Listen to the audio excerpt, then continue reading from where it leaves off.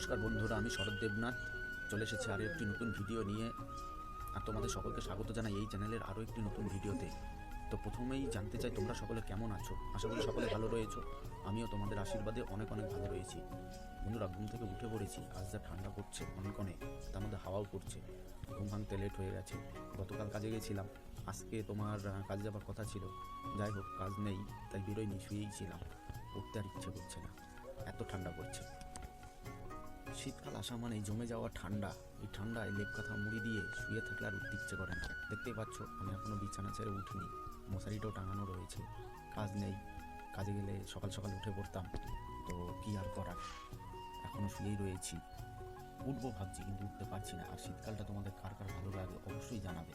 শীতকাল ভালো, কিন্তু অতিরিক্ত ঠান্ডা পড়ে গেলে মানুষের গতিবিধি সব কমে যায়। যেই সময় ওঠার কথা সেই সময় উঠতে পারে না, একটু লেট হয়।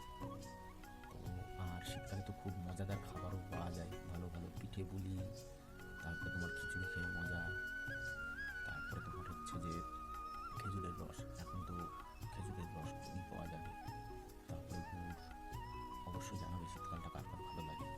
কেমন ঘুমটা ভেঙে গেছে অনেকক্ষণ ভোরের পরে, তো আলো ফুটে গেছে, ঘরে আলো ঝিকিমিকি মারছে এদিক ওদিক দিয়ে, টিনের ঘর তো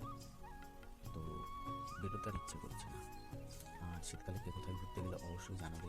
যারা ফেসবুক থেকে দেখছো ভিডিওটি অবশ্যই একটা লাইক করে পাশে থেকো।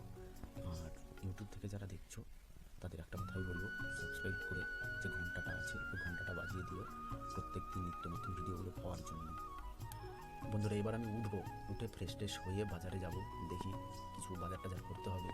তারপরে এসে আবার দেখা হবে তোমাদের সাথে, দেখাবো কী কী নিয়ে এলাম। গাড়িটা বের করবো, আজকে বের করে ধোয়াধুয়ির ব্যাপার আছে, আর অনেক কাজ রয়েছে, কাজগুলো সেরে ফেলতে হবে। কাজে যেহেতু যাইনি